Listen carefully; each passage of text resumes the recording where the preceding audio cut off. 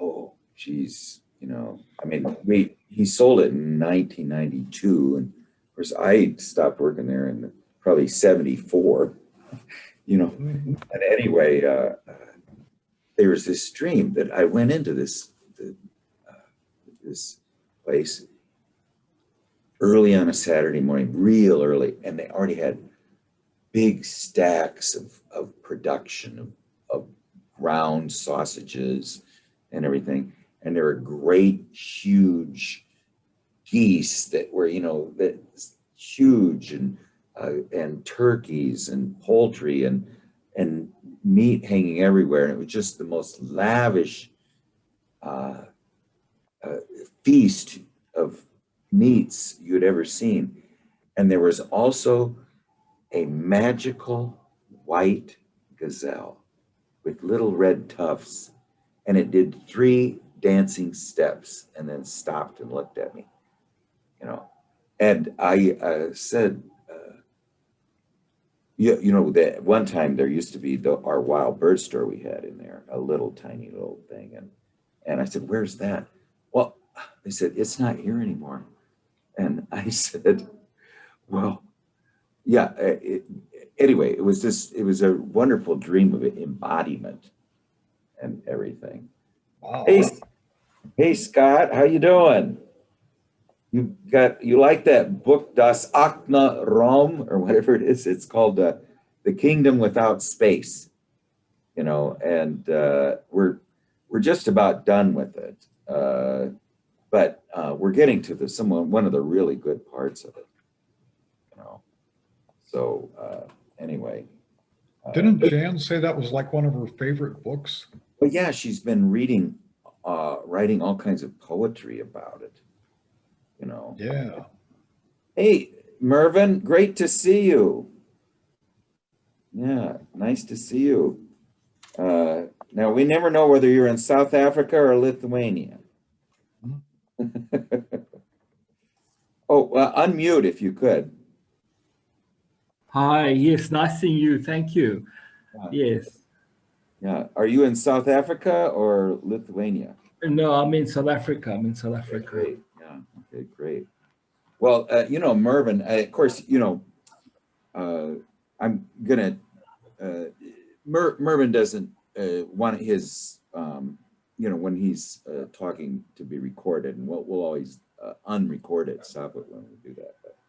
But he has a fascinating story, by the way, and it's one full of just tremendous humanity and tremendous pathos, and I really don't even know how you balance on the tightrope walk. It's just amazing. I really came to Jung through Hasidism and Elie Wiesel and Martin Buber and Gershom Scholem.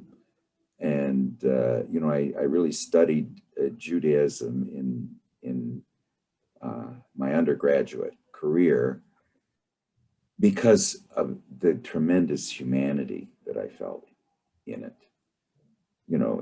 And what was amazing to me too was we had this rabbi, hi Miles, that taught the class in some kind of, like he would teach Melville, and we'd read the Bartleby the Scrivener, and things like that, and Moby Dick, and he one time brought the minister of culture of Israel there, and he had one leg that was about 6 inches shorter than the other, but he didn't.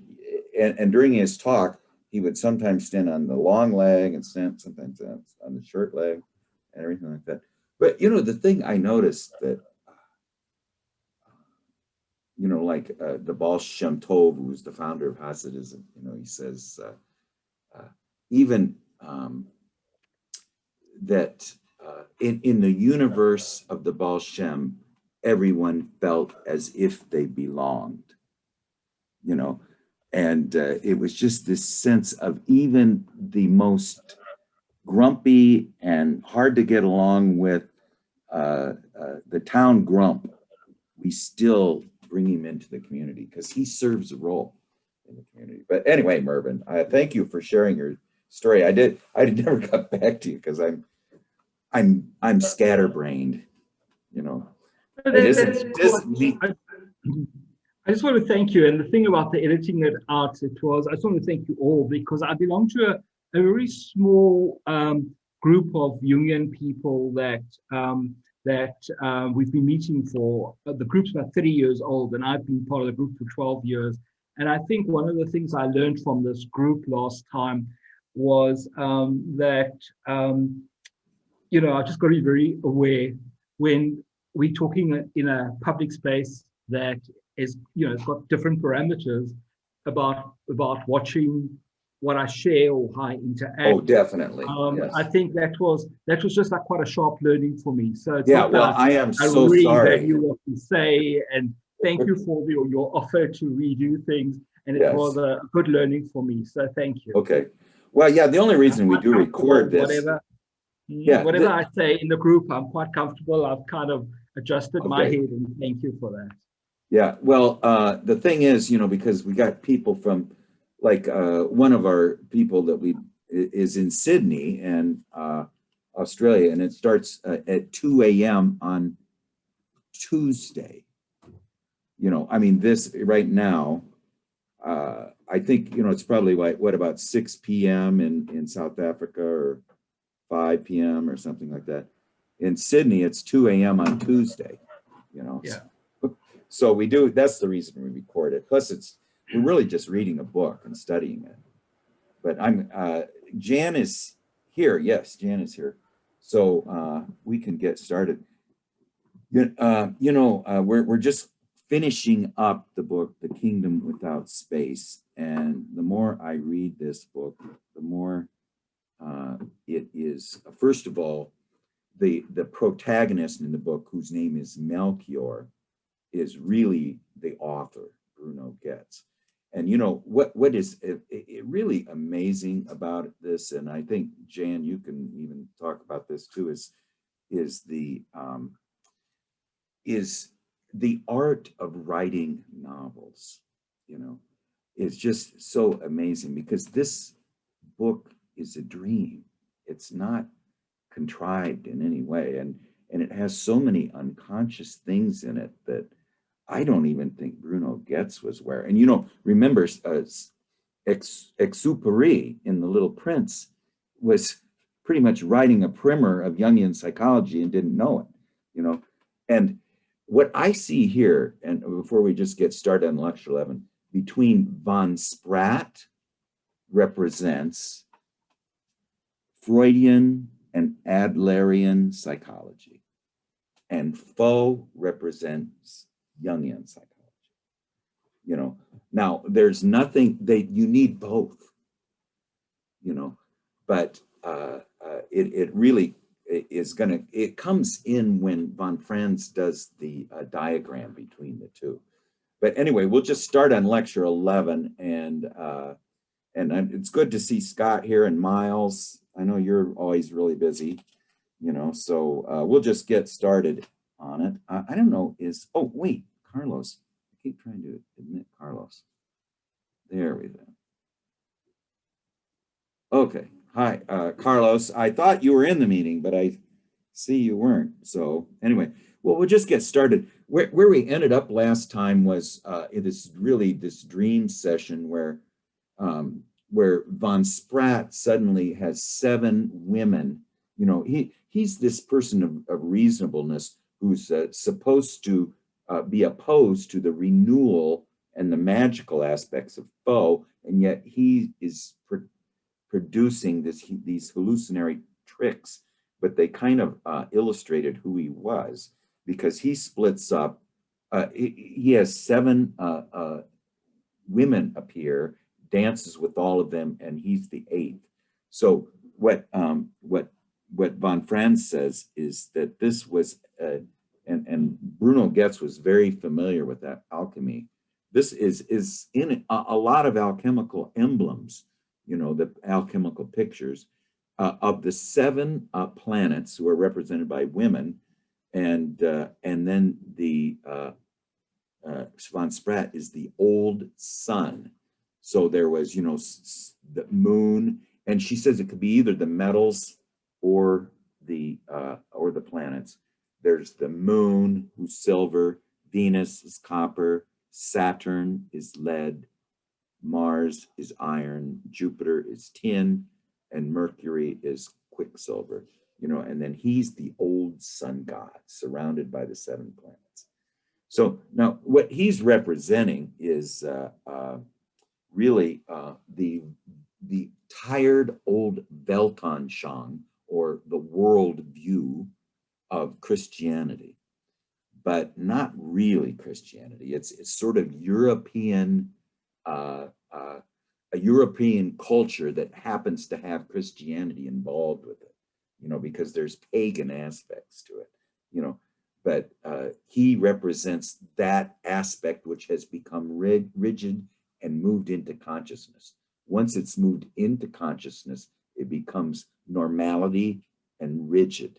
So what it lacks is the evolutionary aspect of renewal, particularly when it becomes embedded in culture, in conventionality, and in religious institutions, and then you don't go to to this inner renewal, sort of Dionysian spirit, to find renewal or to find religion. You go over here to von Spratt, who represents order and reasonableness, where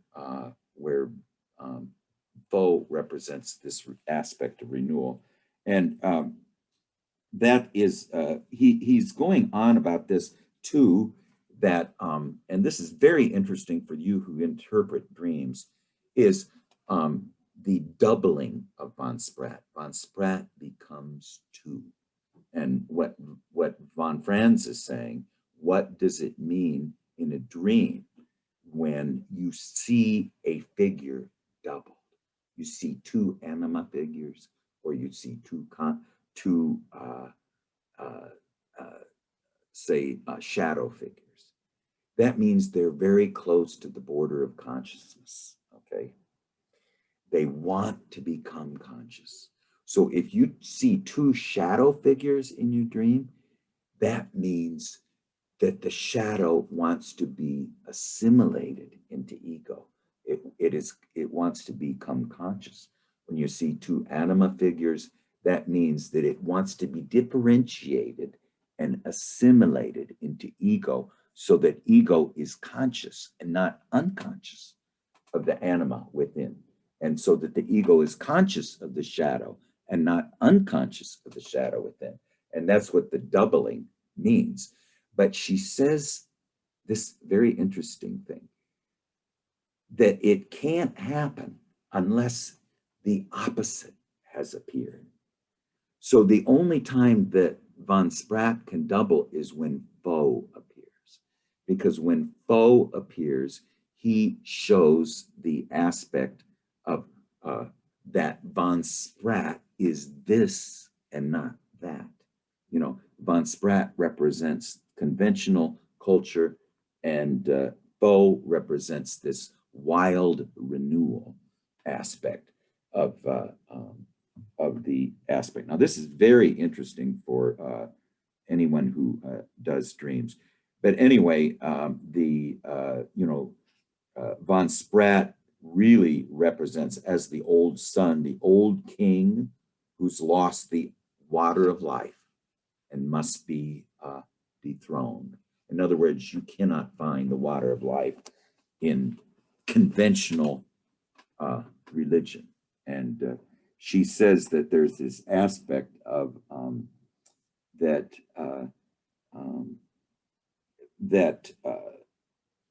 she says, what is the archetype?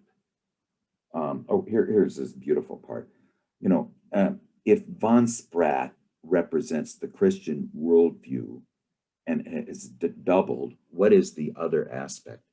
And it's the pagan god in Europe, represents the pagan god. in Europe has crystallized in faux. And well, I mean, that the opposite appeared in faux. And it just reminded me of this beautiful poem of, I think his name's Maurice Egan. It's just this poem that has always just completely, blew me away. This is a pagan heart, a Christian soul had he. He followed Christ, yet for dead Pan he sighed. This is really is representing this book, a pagan heart and a Christian soul had he. The problem with the author Bruno Goetz and with Melchior, who's really is Bruno Goetz, as the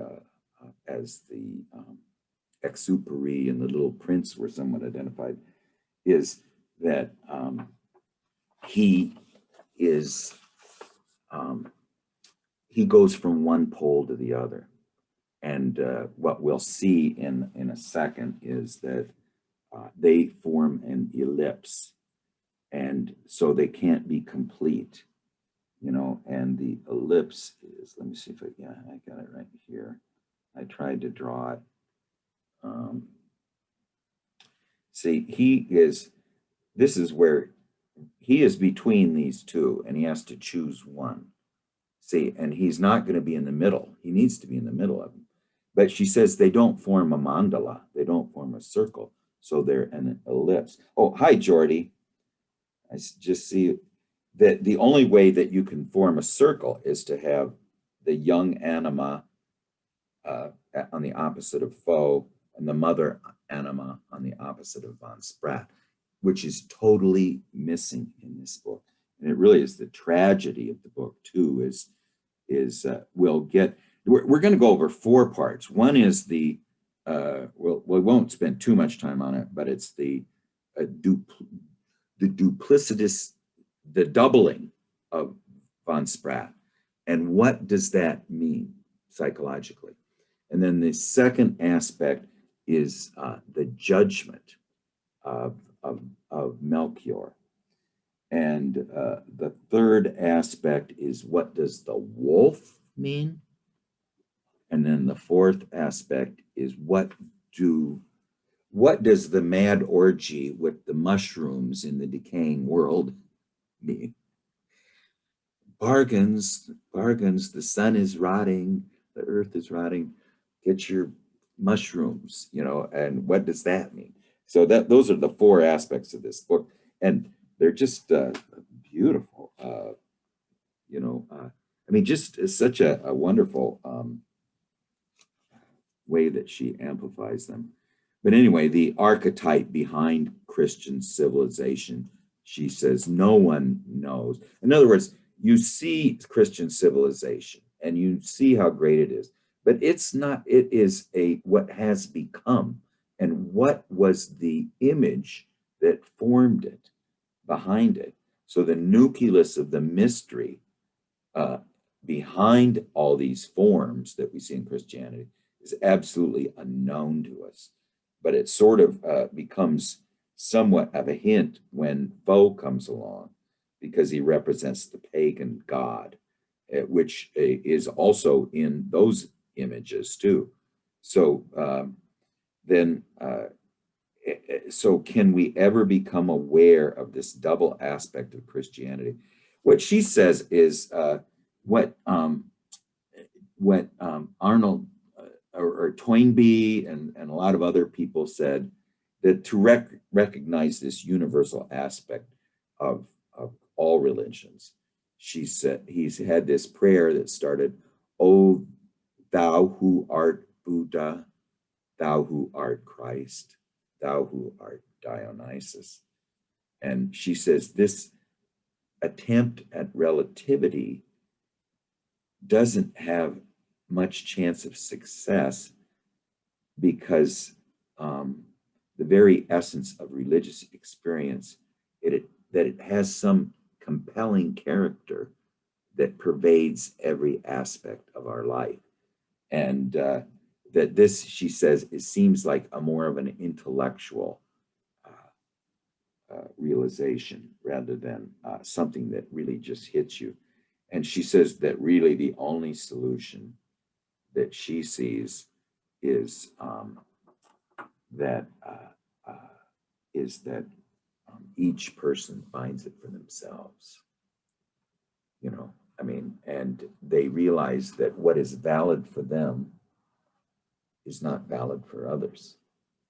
You know, I was just telling Gary about my dream where I walk into this place with these huge geese carcasses, geese ready to cook, and turkeys ready to cook, and stacks and stacks of sausage ready to cook. And I walk into the area where all these elfin people are working. You know, they're old, small men working with, and you know, way too old to be working. And here's this white gazelle with red tufts on it, and it takes 3 dancing steps. And you know, that was the whole dream. Now, is that dream valid for everybody? No. But I mean, we all have these magical dreams, you know, and what does it mean? I don't know. But anyway, she says that that is really this polarization between von Spratt and Foe are valid, and they need to be inside Melchior. But right now, it's a distortion because he has no feminine and relatedness in it. And that comes forth in the judgment. And you know what we're going to find here? That each one of these images is followed by the opposite, the enantiodromia, as Jan loves to. She seems to know what that means better than some of us do. But anyway, I just want to go over I got to stop saying anyway too. Let me see. But the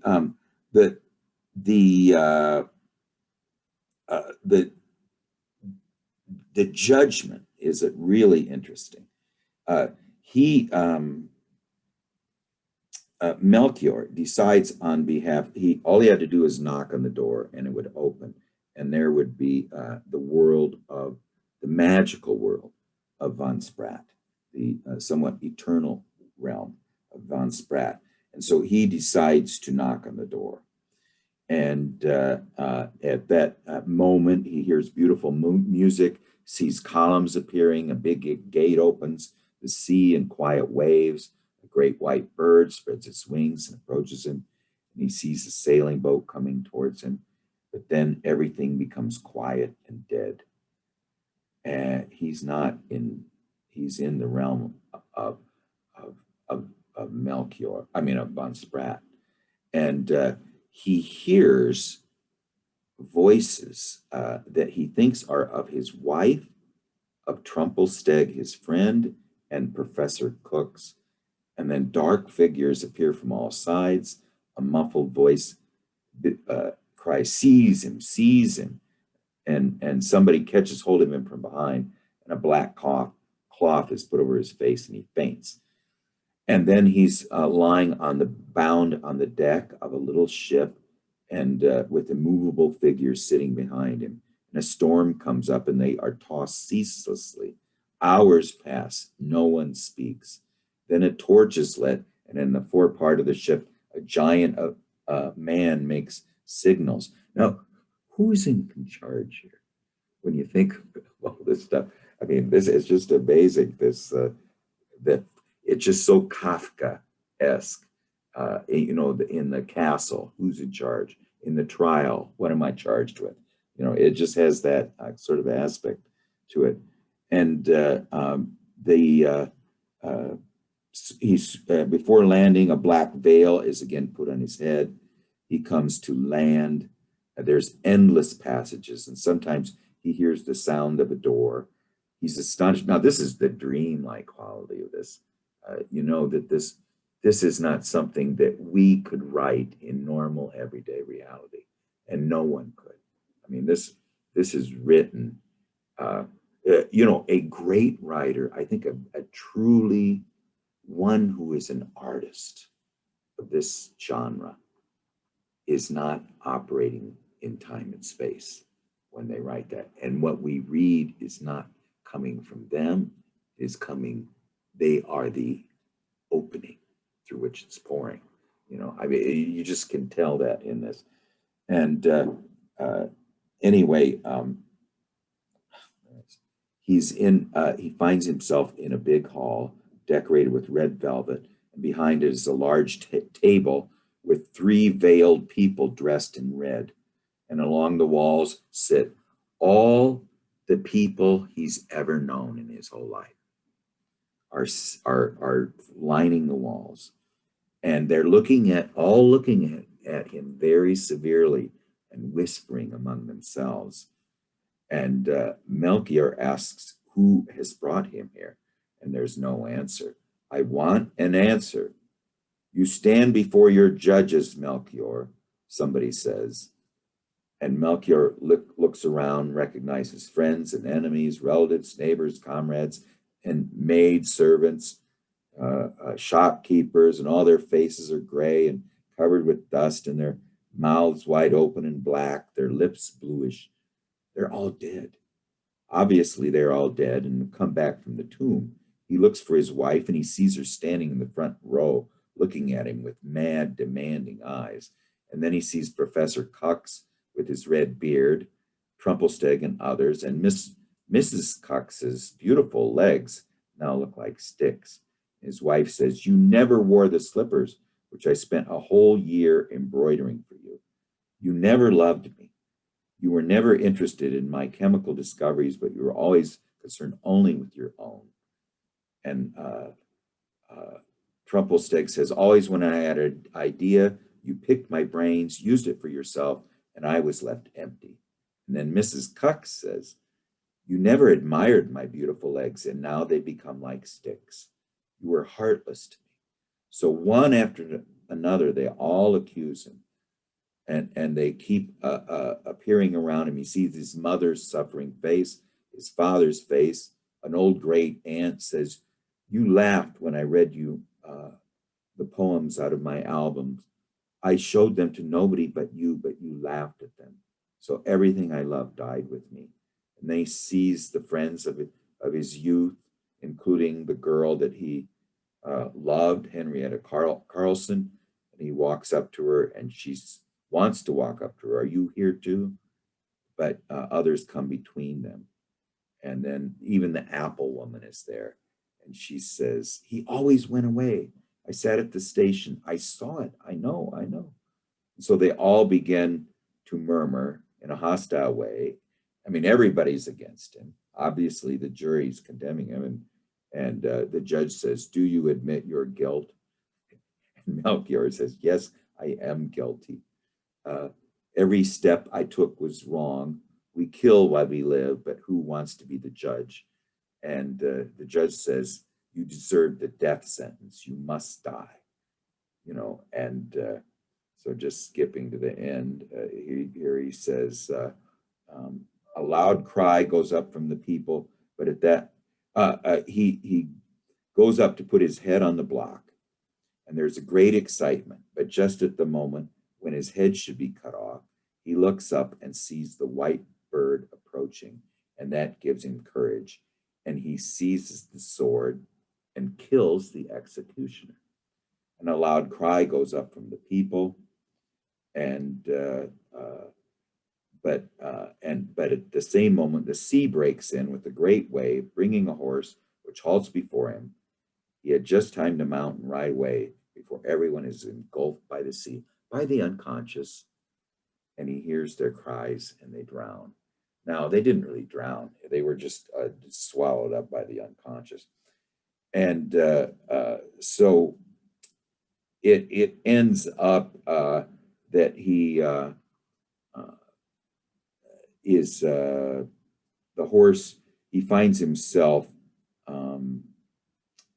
let's just say, Melchior still has in his ears the sound of the cries of the drowning people. He goes up a mountain, finds a little river, and drinks from its cold water, after which he feels quieter, as though freed from a nightmare. The horse has disappeared, but again he sees the white bird and follows it.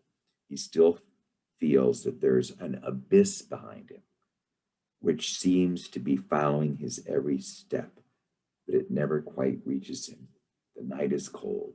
Suddenly he hears a wolf barking. Well, the wolf is the abyss of death, and it's very interesting. Now, what does this judgment mean? It comes after death. And what is the accusation? The accusation is that his reproach is unrelatedness. Every single person it comments on his cold narcissism. His wife spends a year embroidering his slippers, and he just says they're meaningless to him, and with that lack of differentiation of the anima and without any relationship to the feminine principle, there could be no eros, no relatedness with anyone. And the reason everyone is dead is because he had no relatedness with him. She says, if you're not, this is von Franz, if you're not related to someone, it's absolutely irrelevant to you whether that person is alive or dead. A person to whom I'm not related is as good as dead to me. There's no difference. And all the people in his world, he lives in a dead world because he has no feeling function. He has no related. He lives in a cold, intellectual, sterile world. And the dead all represent his unlived life. And now, then what's interesting is what does it mean to have your head cut off? Symbolically, it means the cutting off of intellect.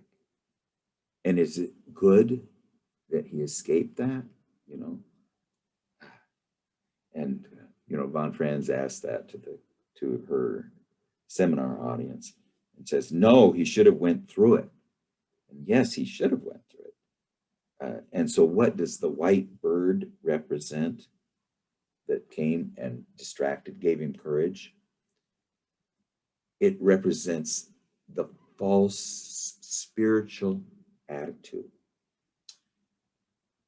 that the intellectual spiritual attitude that poo-poos the feeling function. And she says there's two responses to your guilt. She says one is this intellectual poo-pooing of it, to just denigrate the feeling function. And the other aspect is to wallow in your guilt. And both of them are false. And she gives this example, which sort of, send me to chills up in my thing, is, what she says is that kind of guilt is mixed with genuine guilt, she says, is always mixed with either animus poison or anima poison. And the animus poisoning that women experience, the guilt that they feel that it's not genuine guilt. And then the mother anima poisons us too, and that can be mixed up with genuine guilt. But genuine guilt is the unlived life, not, and she says that, so the opposite of the intellectual poo-pooing of your unlived life is to have a inflated view of how guilty you are. I am the greatest sinner in the history of the universe. No one is as miserable as me. I have done everything wrong in my life. And so this cross is, that she says, the cross is a beautiful image of this inflation of guilt, and that in the story, Christ wears the royal red garment, has the crown of thorns. Here, Melchior, maybe I didn't mention this, but he has a black cloak nailed to him. So what he had nailed to him was his blackness, his black unfeeling nature was nailed to him, and his execution was beheading. He had to be de-intellectualized. So she says it's really a reverse crucifixion. See, where in the crucifixion aspect, seems to be this inflation of the guilt of sin, or the sin of the unlived life. In the reverse crucifixion of Melchior, it represents his intellectual poo-pooing of it, you know, and that the white bird that saved him is that aspect of that the way I can escape my unlived life, the feeling of guilt of my unlived life, is through false spiritualism. She says, do some yoga or something, or, you know, anything but face the reality of the inner world, you know, and what the inner world is telling you. You know, try to go over someplace where it's very peaceful and just calm down a little bit, you know, get your blood pressure back to normal, you know, so that she says that's always a trick of the intellect, is to have this whiteness of this false spiritual attitude. And and she says the black cloak is the reverse of inflation. And she says, and the reason in all of our individuation that wounding is so necessary, that pain is so necessary in individuation, is because encountering the unconscious always is followed by tremendous inflation. I mean, if you encounter the wisdom that made your body, you know, I one time asked the Great Mother to show me her face, and she showed it to me, and instantly my trance ended. You know, it just went away because I couldn't take it. You know, but if you see that, she says, you often feel very inflated because you think you created these images, these beautiful images that I created the white gazelle with the red tufts, you know. No, you didn't create those. And so the fact that you're wounded, that you hit bottom, I mean, that you need to be, your ego needs to realize that it needs to be earthed. It can't leave earth. And if it gets all these wonderful visions as it tries to communicate with the unconscious and starts to feel its feet lift from the earth, that's when it needs to be wounded, because it needs to return to the earth. You know, its strength is perfected when it returns to the earth. That's from the golden tablets of Hermes, you know, that you can't leave. So that's the aspect of the wounding, of him being nailed with the black cloak of his own guilt, of his intellectual coldness, the blackness of his soul, you know, and that he needed to be de-intellectualized. And then so the best thing for him would have been to have his head cut off, you know, because then he would have been maybe for the once in his life, his body would speak, you know, and his body is he's missing the anima, he's missing the mother goddess, you know, and they're totally absent from this book. They're totally absent from Melchior. And so the only way that he can get in touch with those feminine principles is to get rid of this masculine cancer that is separating him from that, you know. And so that is the aspect. Now he has this, and this is the she's going to try to sort of summarize the von Spratt, and I got to keep an eye on the time here. Let's see here, because we want to have some time for discussion. I just maybe just 10 more minutes here. I maybe get into the Wolf a little bit, but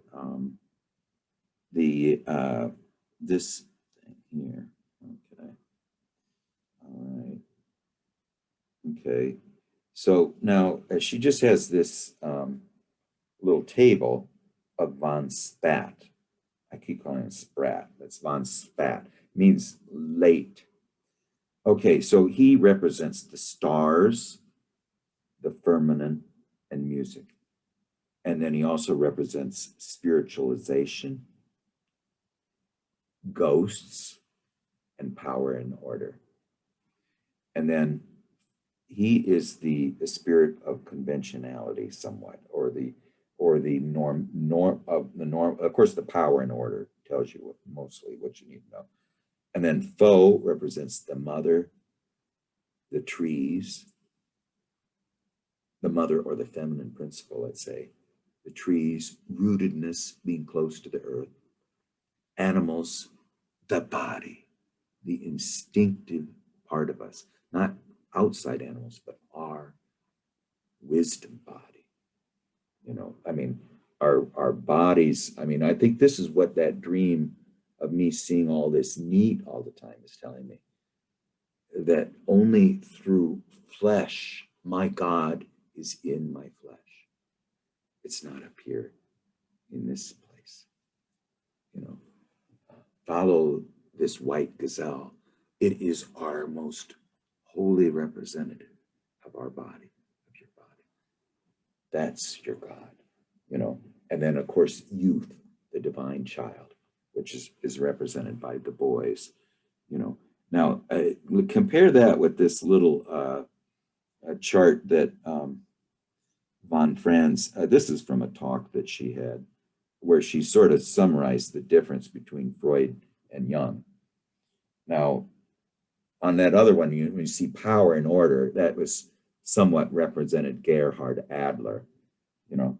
But Freud represents the father archetype, the patriarchal, reasonableness, logic, not emotion, okay? Anything but emotion.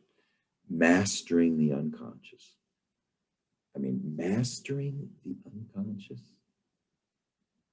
I mean, we are contained in the unconscious. You know, that's like saying like the fish saying that it's going to master the ocean. You know, I mean, how's that going to happen? And that God is sex. Now, then she contrasts with Jung. He represents the son of the mother archetype, Mercurius, nature, creativity, and the irrational. And you can include in that, I think, the body. And then the other thing is not mastering the unconscious, but letting things happen. You know, that was the one thing he said, what he discovered when it was either Philemon or Elijah told him, do you think that you create your own thoughts? He says, if you walk into a forest and a deer walks into the meadow, do you think that you brought that deer into the meadow?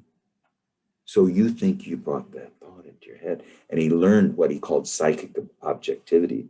And so he learned to tell his analysans when they were speaking, he goes, shh, shh, something's about to happen, you know, so just be quiet for a second. You know, I mean, he knew, he could sense when it was happening, and that God is man's soul. That the fact that our God is an immanent God, our God is very close to us. Is in us. It's within us. You know, that's what Joseph Campbell says. All the gods, all the angels, all the demons and daemons are within us. You know, where else could they be? You know, and so God is man's soul, you know, and what is supposed to happen is that we are to become the earthly tabernacle of that voice, you know, if we are wise enough to become an empty vessel. Did you have Craig, something? Yeah, go ahead, Miles. Sure. So is it fair to say that Freud is the yang and Jung is the yin, or has, recognized or developed the yin in himself? Yin Wait. being feminine, is that correct? Yang Wait. represents masculine, I believe. Is that correct? Yeah, I always get them mixed up, but I think you're right. Yeah, but yes, but we need both, you know. Yeah, they See, have to, they're both, they're not to be denigrated, but we need both. systole and diastole, you know, I mean, you need to embrace the world and then you need to go back and reflect on it. So you need to embrace extroversion. You need to embrace being, a great participant in life, you know, and also then to go back and to reflect upon it, you know, and to talk with your soul about it, you know. But I mean, this was this wonderful image, and Merv and I, came from Hasidism, is that man is a ladder. His feet touch the earth, and his head scrapes heaven. And so he's represents the connection between earth and heaven. And so whatever happens on earth affects heaven too, you know. So this is the aspect of that, the outer world with our feet on the earth, and the inner world with our head scraping the unseen world, you know, speak to each other, you know. I mean, it's amazing. I mean, your dreams pull in every little aspect of everything you did, you know, and then says, now see, this represents this about you. Do you get it? Do you see how this is what I've been trying to get across to you for weeks? And maybe, you know, it keeps reiterating that same image. Well, anyway, I don't know, we got, I might go just a little bit more, but Miles, what else did you, did I miss, did I answer your question completely or not? Yeah, no, it was very helpful to see Jung and Freud up there with You those need both of them. aspects of both. Yeah. Yeah. Thanks. Yeah, I don't think that we need to live in the world and see. So you know, sometimes therapy is not really Jungian psychology. I mean, Jungian psychology therapy is trying to get us to adapt to the outer world, and that's going to come in with the mushrooms. I don't know if we're going to get to it, but Well, the problem is when we're not aware of that there is this other side that we need to learn and be educated about, because one of the things I find with the word Christianity, I'm always sort of triggered because of my difficulty in coming to terms with, well, what exactly is it? Because I recently learned, and there's a website of some organization that dedicates itself to the study of Christianity. So these are not my words, but there's 200 denominations of Christianity in the United States. There's apparently 45,000 variations of Christianity around the world. So it's what the issue I think is that just as I was this is a new word for me, callow means inexperienced, immature, undereducated, a callow young man, and then a callow older man. Christianity is callow. You almost have to, I would suggest, almost have to predicate the word Christianity with this word callow. We're not there yet, right? It's Let me just ask you this in response to that, all those denominations and everything. Read the Gospel of Thomas or the red letter edition of a New Testament or something. Just the Yeah, I should be. ignore St. Paul and or all It these other is. guys. Yeah, it is. Just What is read it the speaking gospel. to you? What did this what Young calls him, this Jewish rabbi that happened to have so many projections thrown at him, what did he really say? I mean, and a lot of what he said was very close to what Rabbi Akiba said, too. I don't know if Mervyn, if you've heard of Rabbi Akiba, but they were very close. But also he had a Gnostic aspect in him that seemed to come from the Alexandrian spirit of when Alexander formed this empire of the Levant and Egypt, that seemed to bring a wisdom that was more synchronistic. And I think that a lot what you'll find in Thomas, the Gospel of Thomas, will have that syncretistic type of spirit in it that you won't find. I don't think. I don't know. I mean, you're certainly not going to find it in the Baptist church. I mean, if you compare the Baptist church with the Gospel of Thomas, they're like two different worlds. It's just absolutely crazily different. Well, let me just see if I want to just see if we can finish with a bang here real quick. Let's see. All right. Well, we can go over I think the aspect of the guilt we went over, just the meaning of the wolf. She has this really interesting thing that I'll just say really quickly. Later the wolves surround him, and we didn't get to that, but so maybe we'll save that till next time. I think the wolf kind of represents the devouring mother, but also represents the abyss of death, the god of death, and it also represents, this is just something so beautiful, just this hunger that just wants to eat and assimilate everything without any further purpose or meaning. Now, this is very interesting with the dragon, okay? The dragon that hoards gold and beautiful women, but has no use for either one of them.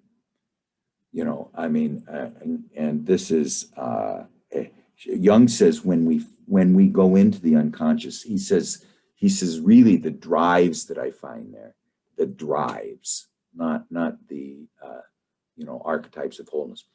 There's a power drive, there's a sex drive, and then there's this greed for things without purpose or meaning. We don't need this. We're not hungry. We got plenty to eat. We've got everything we need. What are we doing here? I mean, we're just this relentless acquisitive aspect that is an unconscious drive.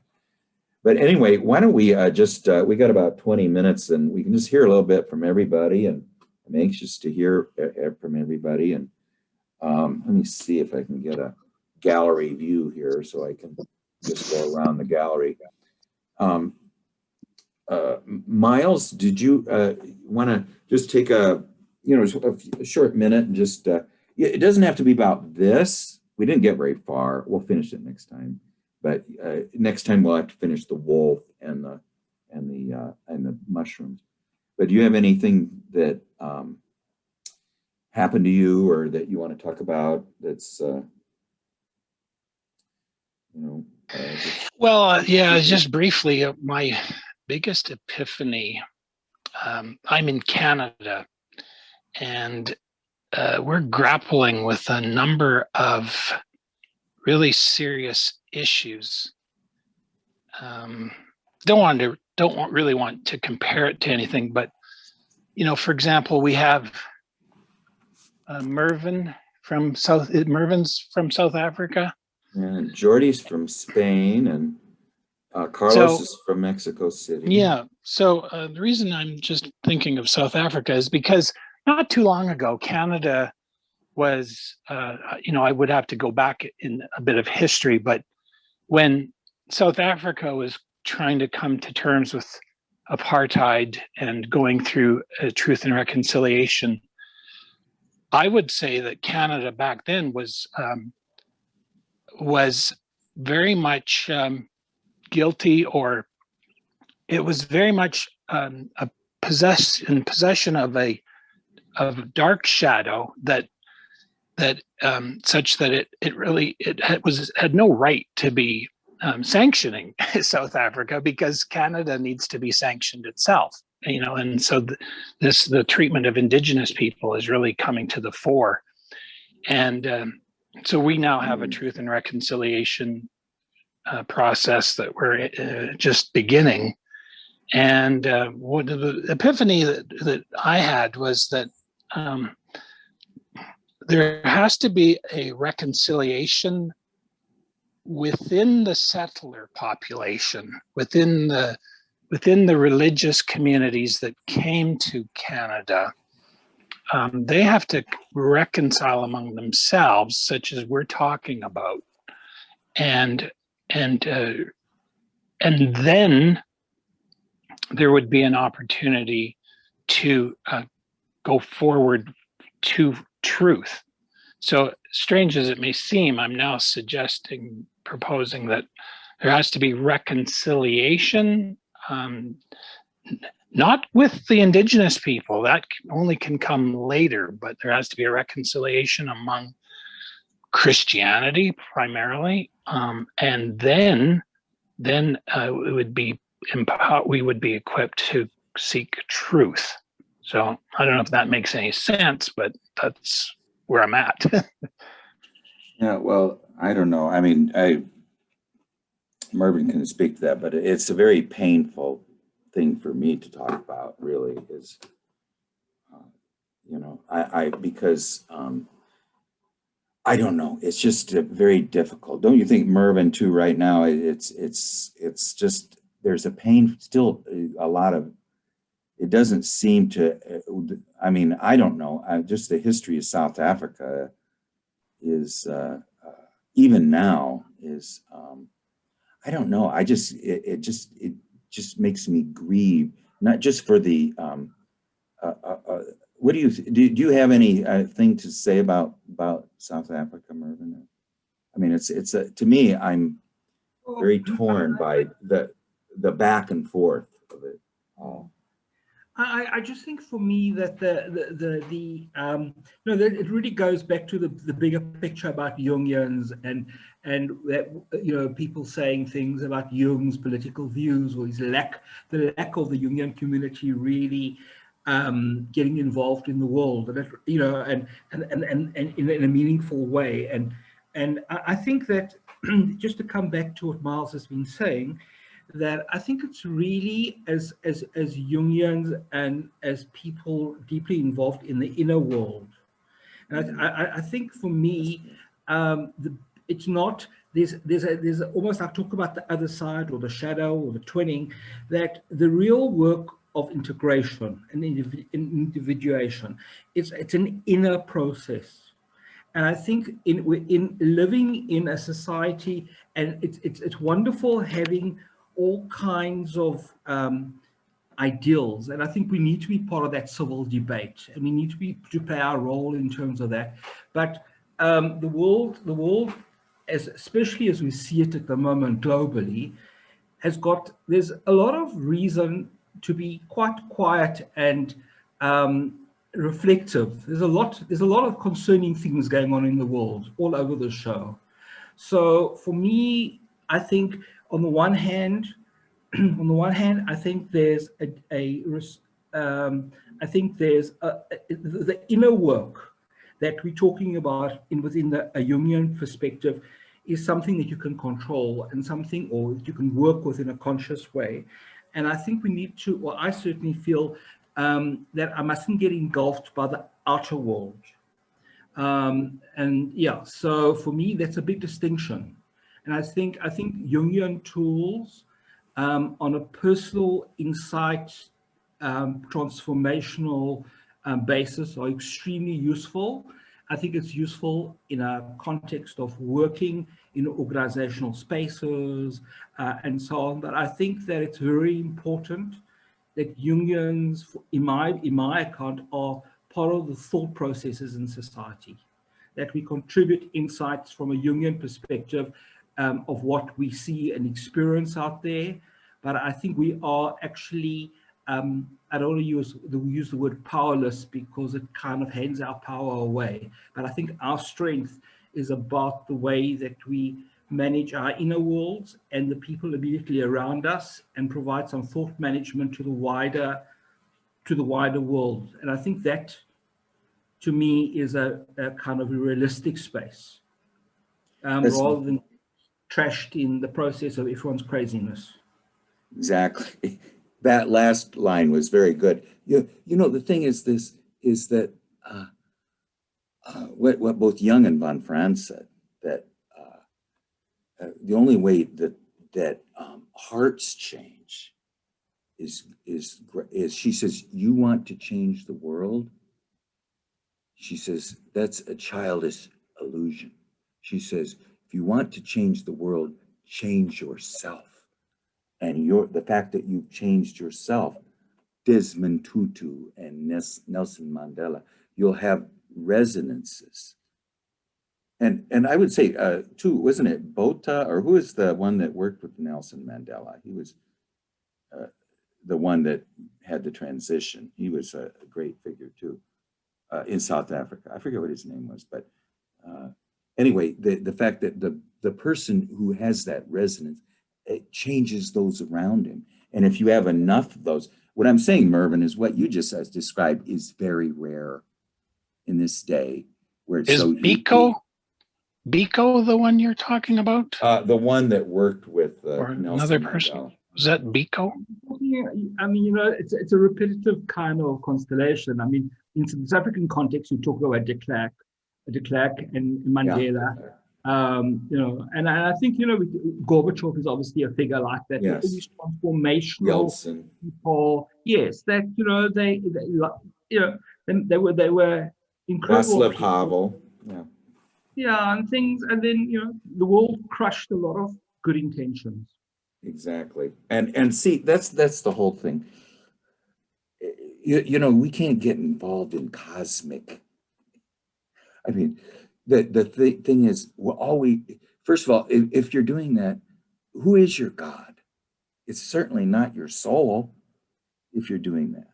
You know, I mean, you're finding your meaning somewhere other than within.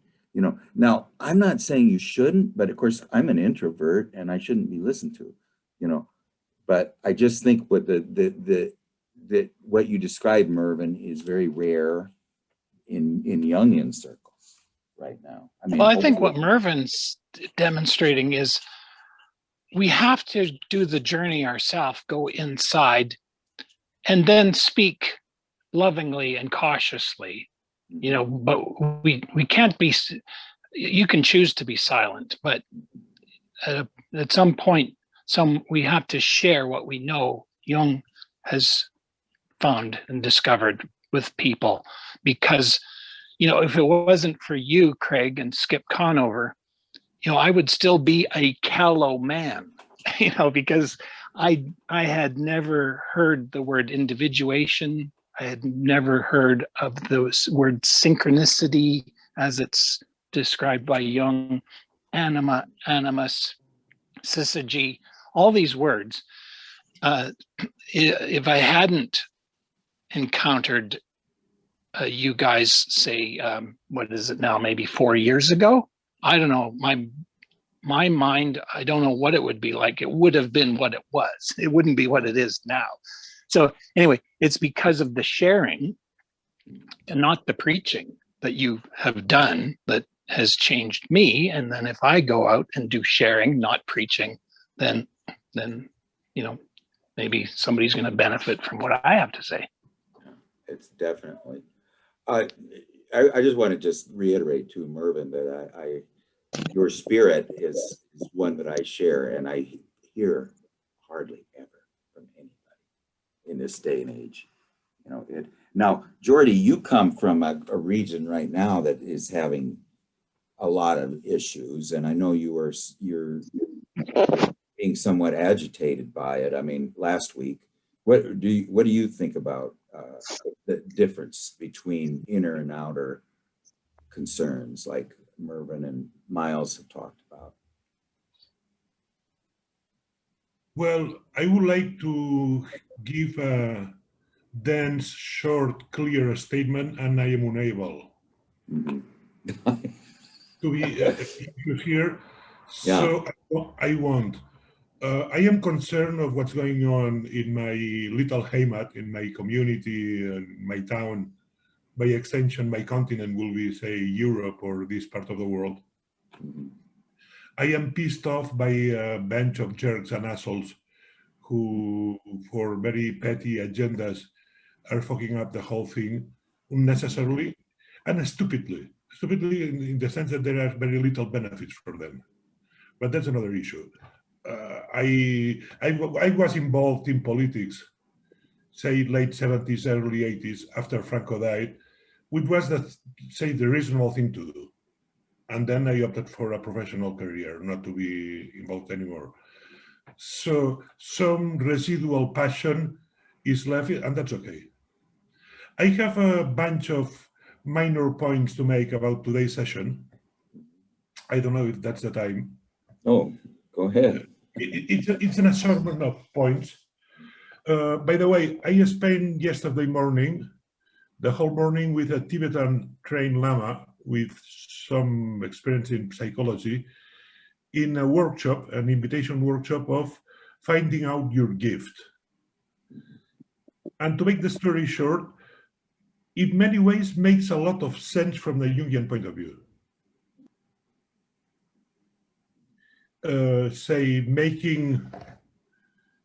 Putting on top of the individuation what they understand by karma.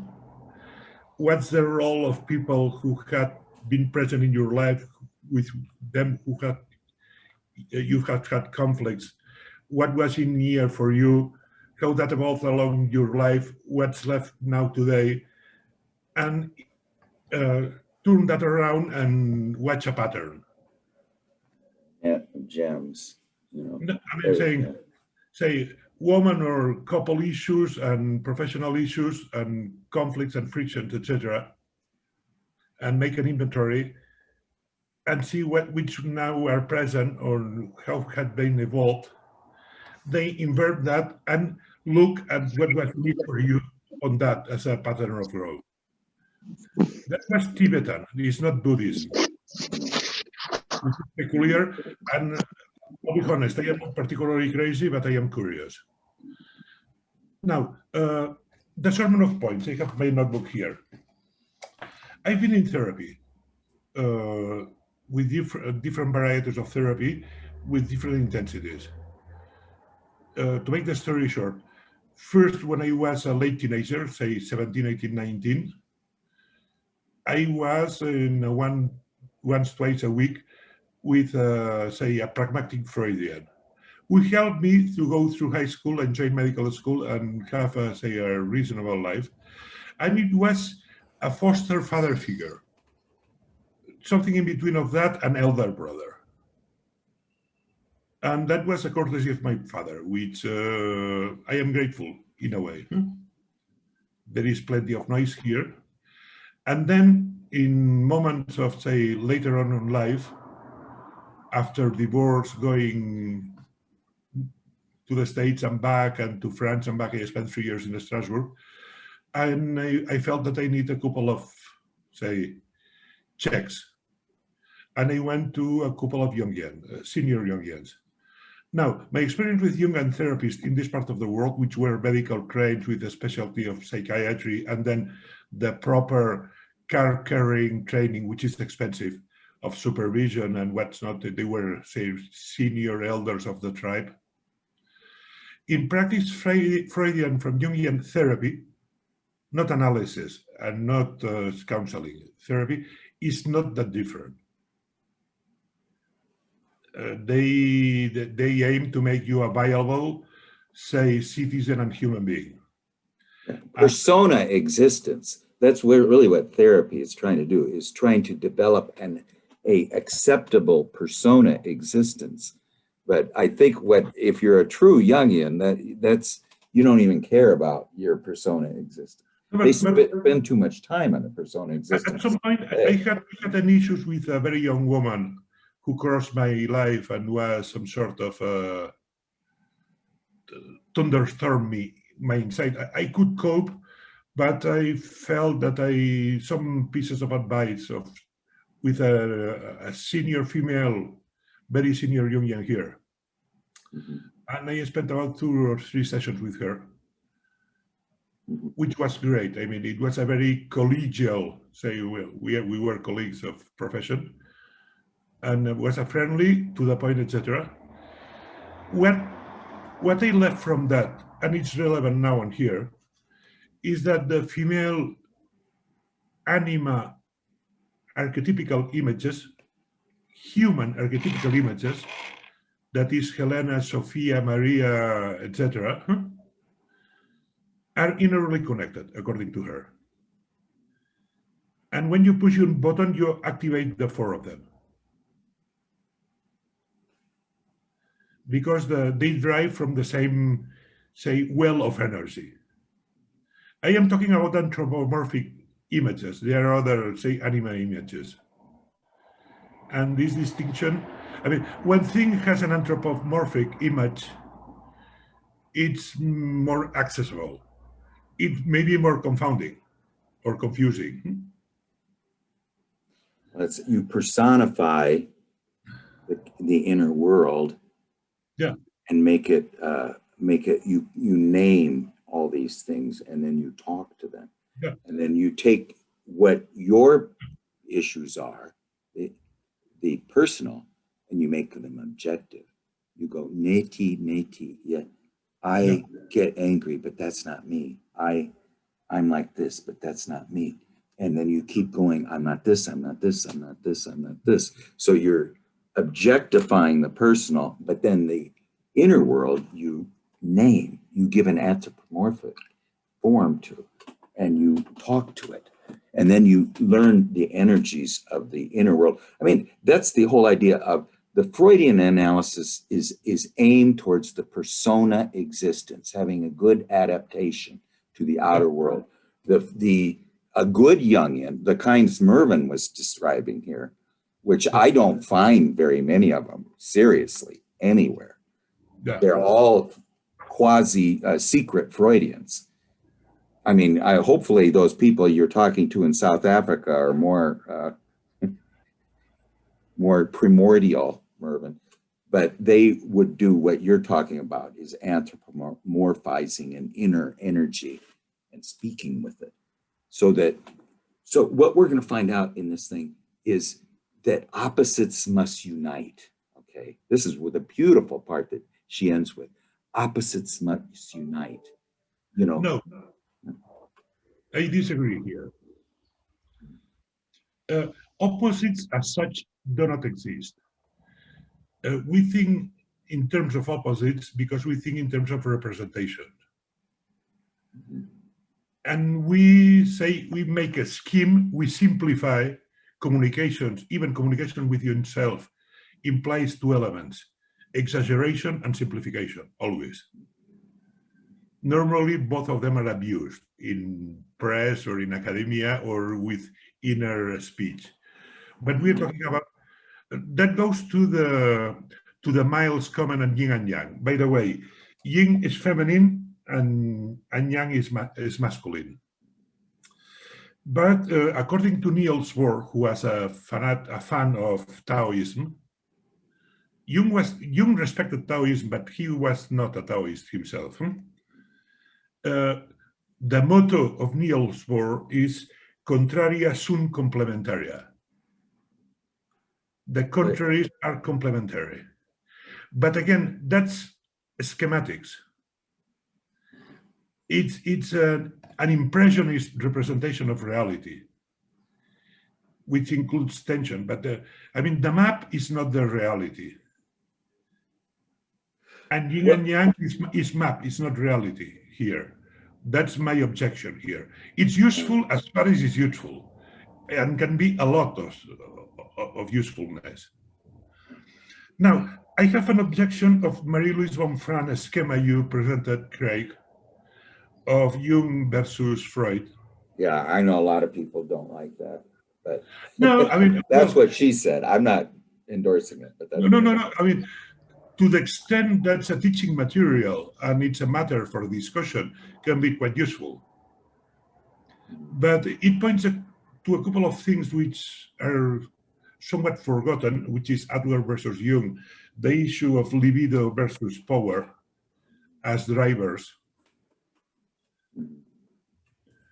Now, if anyone here who's above 50 or above 60 examines his life on the intensity of drives, libido is 10 times more powerful than power, even when survival is at stake.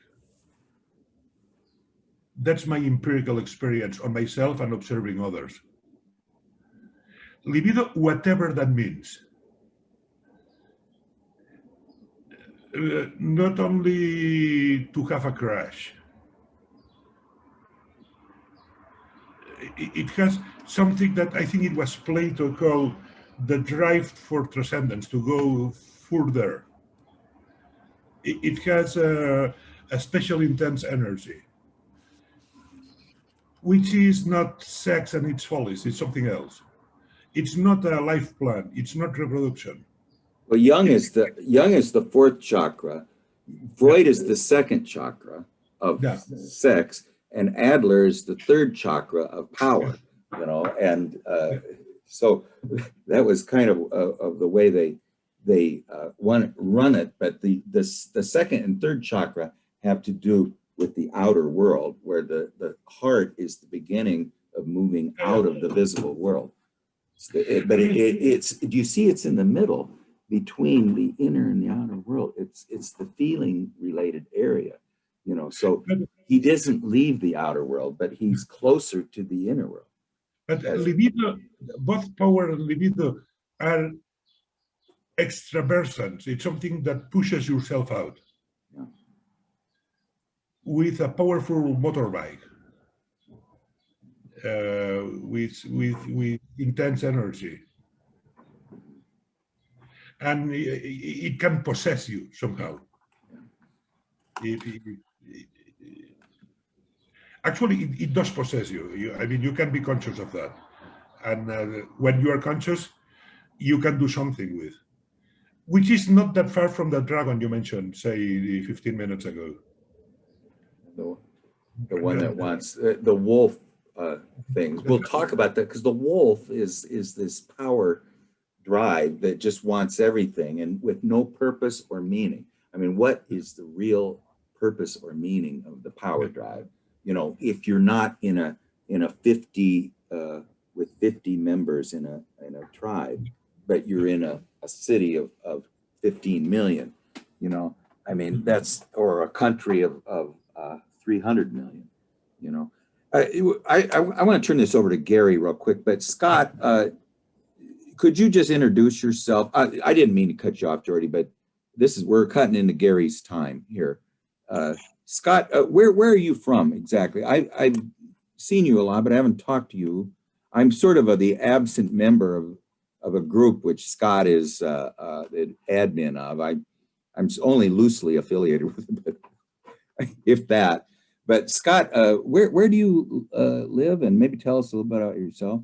So I'm Scott Smith. I live in Phoenix, Arizona, where it's hot as hell. And I am an admin on the Creative Bridge. Love it or hate it, I guess. With a civilized side And then they have the other ones that's the political discourse, which is the Yeah. darker side, but it's not nearly as popular. And yeah, you're the absent member. That's right. Yeah, I just, because, I tell you, I can't, I'm not much on disputation. So I kind of fell back off it, That's but all good. That's all yeah, good. it is all good. But yeah, Um, it's nice, so nice to talk to you. it's good to be amongst such dedicated Jungians. Let's see. So I've been reading Jung since I was in my early 20s, and I got into it. I think I posted it on the website this weekend through Sting, the Police, who had released the Synchronicity album back in the 80s, and I was like, "What's that? That sounds interesting." And I just fell down the rabbit hole, and it's been a great experience ever since. So I took an interest in the book Aeturnus, or however you pronounce it, because I love von Franz's work. She seems to be one of the clearest writers in Jungian. There's a lot of unclear writers, unfortunately, but she's good, and I'll get a copy from you through the Yeah. Dropbox. I sent you my email address. Perfect. I'll get it And then to I you. think somebody in here, and I'm not good with names. Let me see if I can find who it was. That person might be gone now, but Mervyn. no, I think Miles, who was Miles he's talking from about Calgary, something. Alberta. Yeah, hi Miles. I was there was something that you said that was tying very nicely in. It was a nice little synchronicity with something that I'm an admin on a very large Jungian book group as well, and we're reading Meeting the Shadow, which is a real fundamental, book for people who are trying to get into it. We have a lot of Jungian therapists and just therapists in general who are members of that group. So we're in the section. We divided up into sections, and we're reading the section on how the shadow invades religion. And Miles was mentioning the callowness of the Christian religion. And in Meeting the Shadow, in section 6, there's at least a couple of chapters where they talk about how Christianity is callow. They simply describe it as being not balanced. That the practice of Christianity in most of the hundreds of different fragments of Christianity that you find around the world, most of them are focused on the positive aspects of Jesus Christ. And unfortunately, they don't dwell too much on the shadow, and that is an unfortunate byproduct of how the Christian church was set up. And so they talk a little bit more about how the original religion that it's based on, which is Judaism, is a little bit more balanced. And you see that in Jung's answer to Job.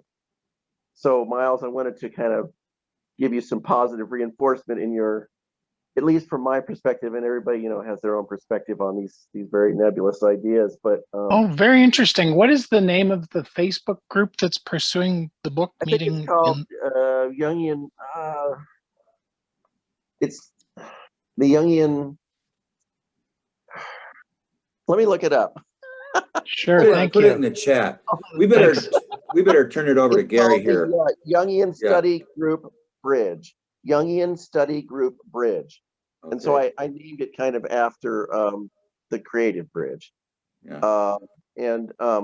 So they're reading. So anyway, the chapter was reflecting what you were saying about how Christianity is indeed mostly on the side of light. And it talks about various sects and cults and religions that have a tendency to be, have their shadow is unconscious. And unfortunately, Christianity is one of them. You can find certain brands of Christianity that are a little bit more well-balanced, but in general, yeah, the people who are writing as Jungian therapists were saying, yeah, you're right, Miles. It's a very callow religion in most of its aspects.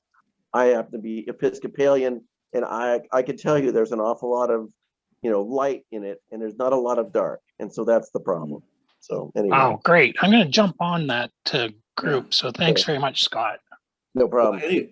Carlos, did you have anything? I'm going to turn it over to Gary. I don't mean to cut anybody off, but Gary, we're supposed to turn this over to Gary at noon, and I. Yes, it's great. I have a question. Yeah, I don't know if there's time, could you clarify me the difference between therapy and analysis? Okay. Well, and the relation, its relation with individuation. Okay. Well, therapy. Now, this is therapy has to do with. Now, I am not. I'm gonna give you sort of a rough thing that I've heard, and I'm not. You can get a better answer. But therapy represents a more of an adaptation to the outer world, where analysis, like the chemical mortal and pestle, means to stir up the contents from below, bring them to the surface. So the analysis means to bring the depths up and become conscious of them. See, where therapy is, I need to adapt better to the outer world. And what von Franz says here, it has to do with more with our persona existence, where the analysis has more to recognize my God is my soul.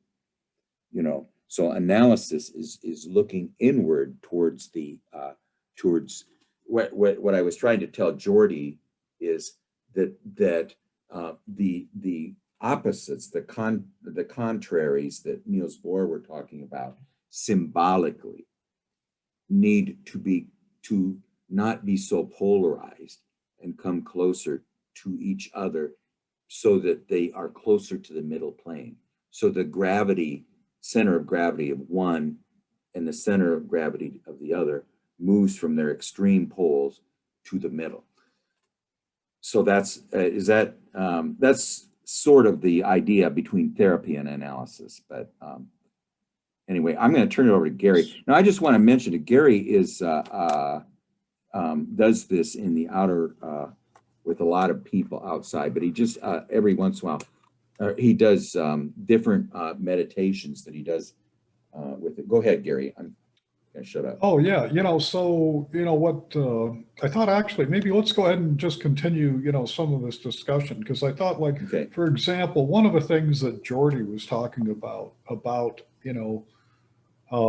the opposites, and okay, so I'm going to agree with Jordy in the on the rational side, because on the rational side, we always kind of create models of things, and anything we create a model of is just like, just a part of it, and just the aspects that we decided were important. But then and this is where I think it gets kind of interesting, though, on the opposites. And I think the more interesting aspect, and we have to go back in the chat, and it's very close to the beginning. And the chat, the one that we want to find says answer : that something is on the border of consciousness. And so this is, what does it mean if an unconscious figure doubles in a dream?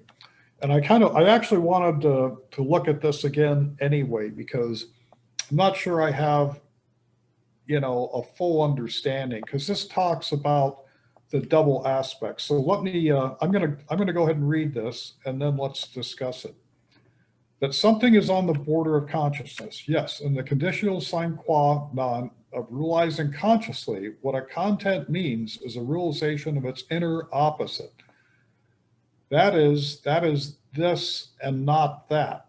This is a table, which means it is not a chair and not something else. You cannot make a conscious statement without excluding the other aspects. And this is why, if a dream figure doubles, that always means, oh, and I just lost it. Shoot.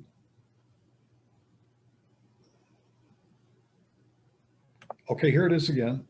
It means it wants to become conscious, that it wants to touch the threshold of consciousness, and thereby reveals the double aspect. We have interpreted von Spot as the Christian, Waston, whatever. What would it mean if that is double? That the dark side of God is constellated at the same time. So to me, it seems like the dreams and the unconscious, they're sort of the correction for our conscious attitude, and they reflect, what things are perhaps either becoming, amplified or, unbalanced, or are simply a lack of awareness. And to me, this is where the tension of the opposites come in. And so, go ahead and take it away, Craig, because I know you're going to have, much more interesting insights than me on this. And Jordy, and then jump in as well, see where you're coming from. Well, the idea is of course, we're talking about we're first talking not about anything in the outer world, okay? We're talking about doubling in the unconscious means that an image in the unconscious is becoming closer to consciousness. Now, this doesn't have anything to do with physics or anything like this. It has to do with the inner world.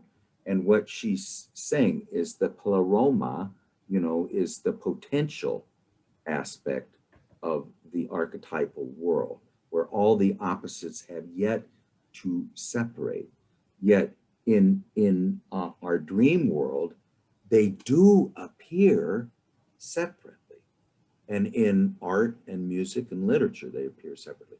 And the only way that we can recognize who von Spratt is, or how we can represent what the Christian Weltanschauung or the Christian worldview is to see its opposite, and in this case, it's the pagan god, Bo, this, he's sort of supposedly, he's just related to this constant process of renewal, where you have on one side, you have the king who represents the current world order. It needs to have form. There needs to be a police department. There needs to be laws. It needs to hold form. And yet it has become, so it has lost the water of life. The only way that we can find the water of life is through the spirit of renewal. The constant life is a becoming thing. It's not something that has already become.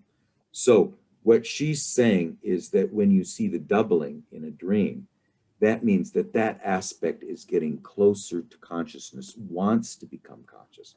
And the reason it did is because it was highlighted by its opposite.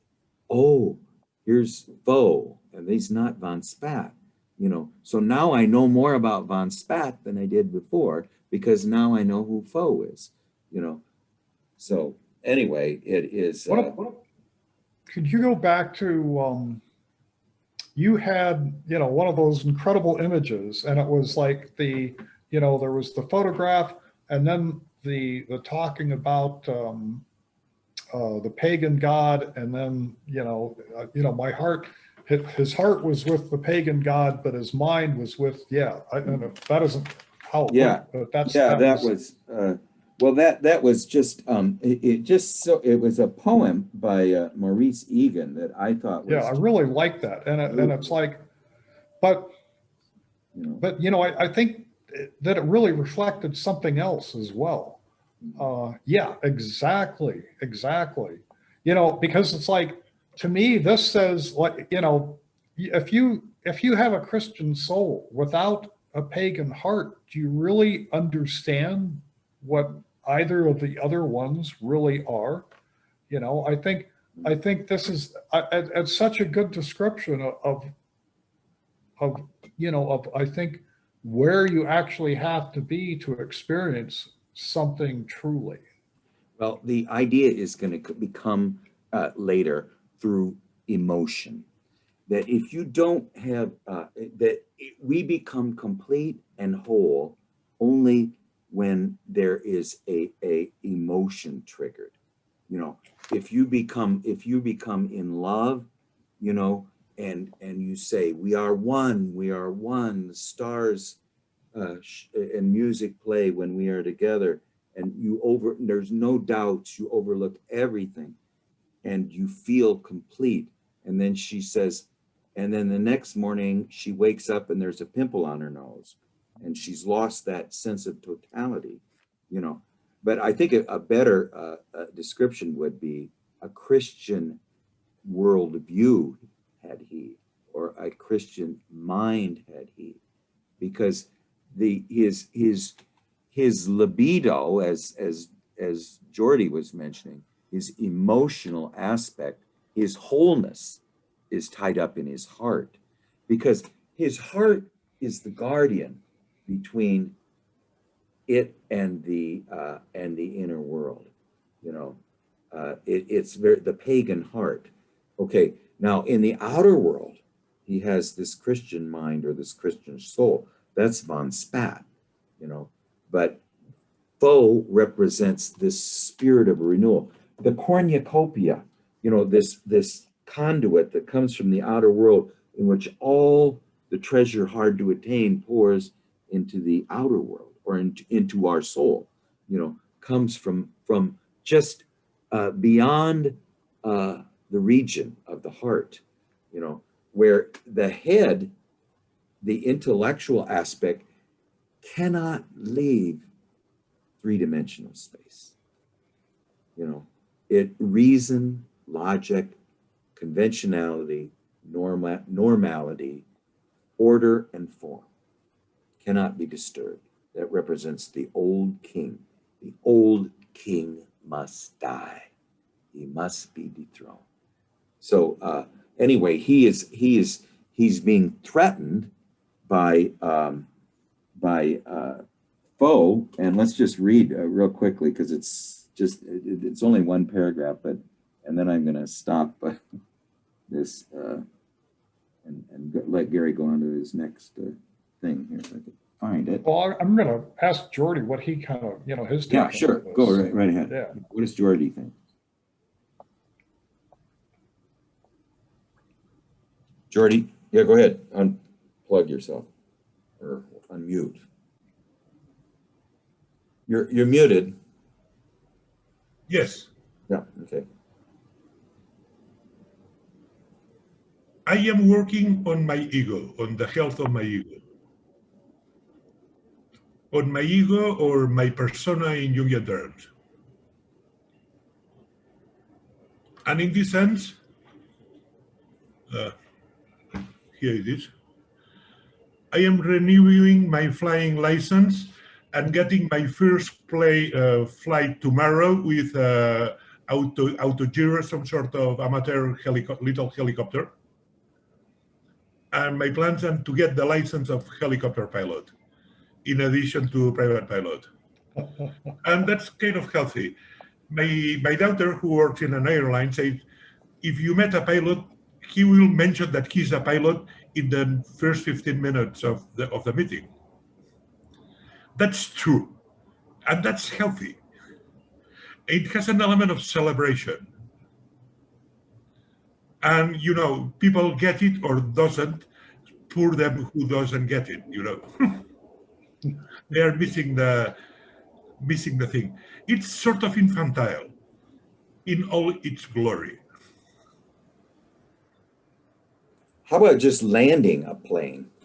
Isn't that a sense of exhilaration, landing safely, or taking off and getting up in the air? I mean, I could just see what you're saying.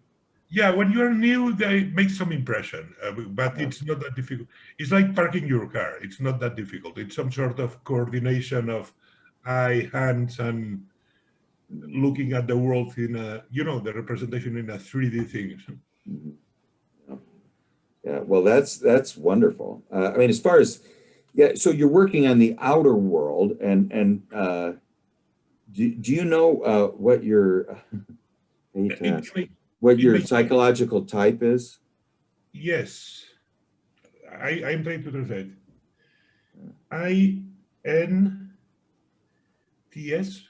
INTJ, or are you an introvert or a thinker? I mean, not an introvert, but an intuitive or thinker.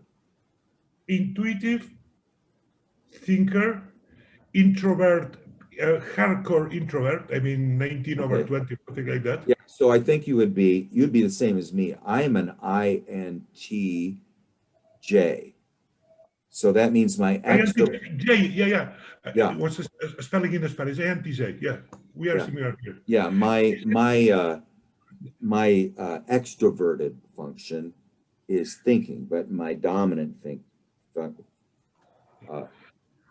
For me, But see, I'm not very adventurous though at all. no, but for me, flying balances me because it pushes you to pay attention to outside all the fucking time. Oh yeah. Well, see, you're relating to the sensate world. See, Yeah. the fact that you're an intuitive means that you are like me. See, you are actually pushing the boundaries, and the fact that Well, you no, stay no, no. out, well, Not pushing the really. boundaries of your ability to react to the outer world. It's back to Miles. It has an element of Tao. It balances me. I mean, I rent a little plane. I fly for 1 hour and a half alone most of the time because others are the distraction. And then you land, and then everything is nice and dandy, and you feel balanced like after some sort of serious meditation.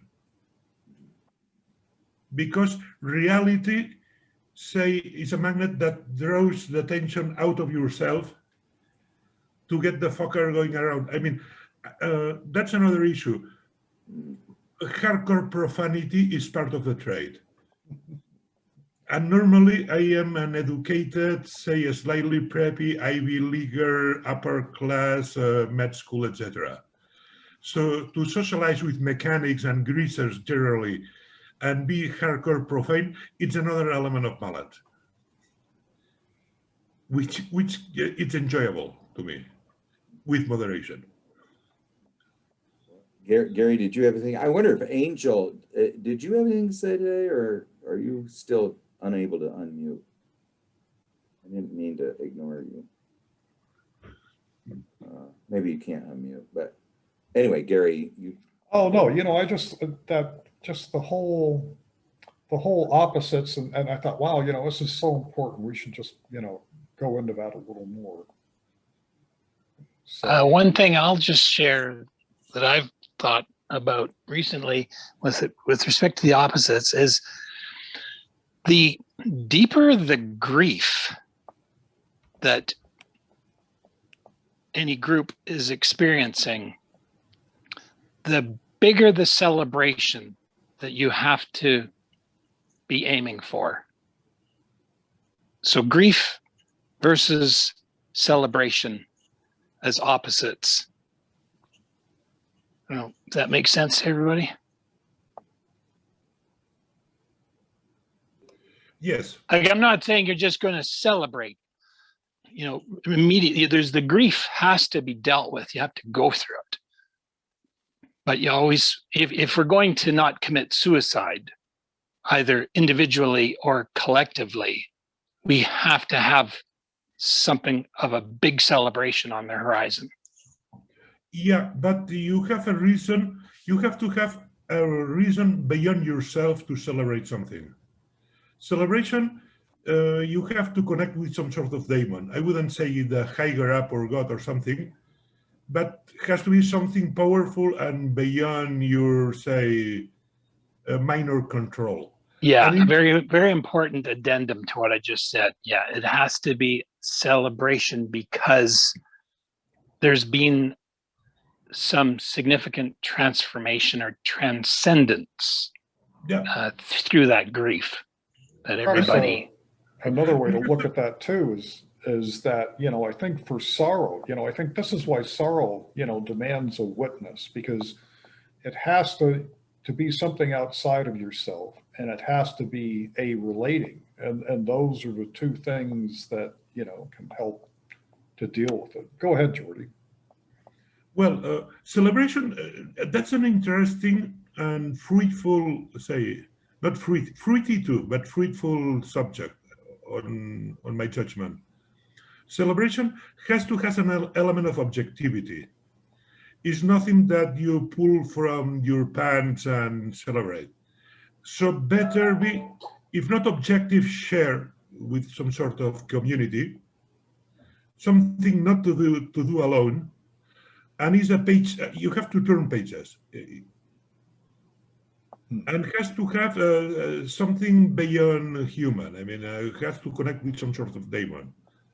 Not only say the arrival of summer, which is tomorrow, the solstitial thing, which is a good one.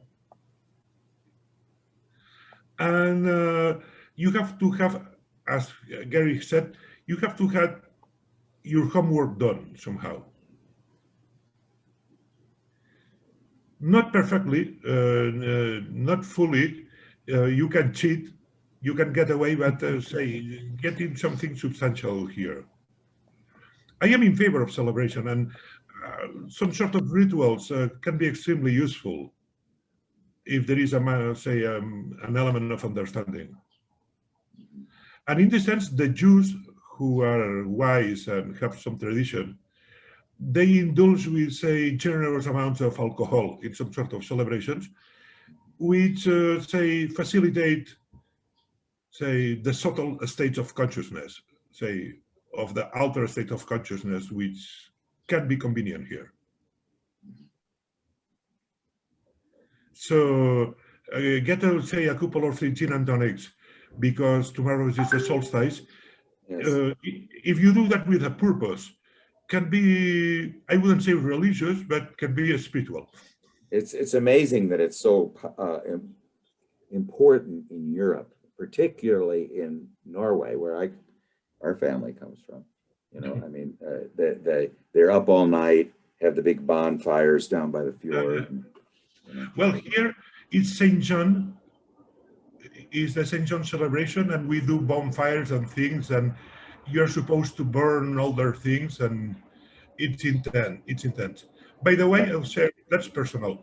My daughter was born the 21st of June, 3 minutes after the sun entered Cancer. So I have a fully solstitial daughter because I was in the delivery room there.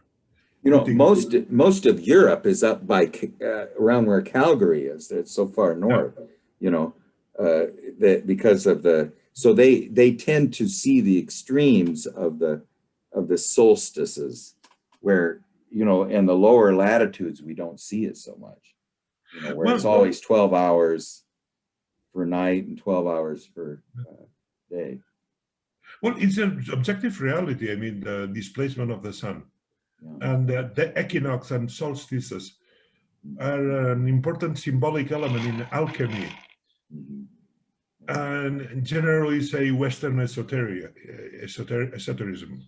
How many hours of daylight do you have today, Miles? You know, it's about like 15, 16, 17? Well, yeah. So let's see. I woke up a little early at 5 in the morning, and there was light starting, and it will be light until 2200. So 10 o'clock. Yeah. So that's, geez. 22 minus 5, that's 17 hours. And if you go to Edmonton, which is only 3 hours north of here, gosh, they'll have light till 2300 hours, 11 p.m. Yeah, where my father comes from, at this time of year, it never gets dark. But you still sleep pretty good.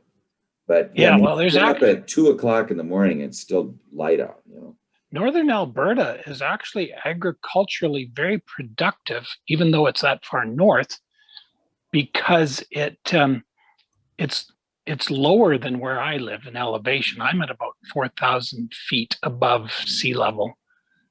Forget what that's in meters, 1,600 meters. And but Northern Alberta, strangely, because of the very long daylight hours, it is actually quite productive agricultural land. You won't get multiple crops, but you'll get one good big crop. A lot of winter wheat. Well, anyway, I want to thank Gary for donating his time. I'm so sorry, Gary, that we cut into your time. But anyway, We'll finish number 11 next week. It's actually a very profound lecture.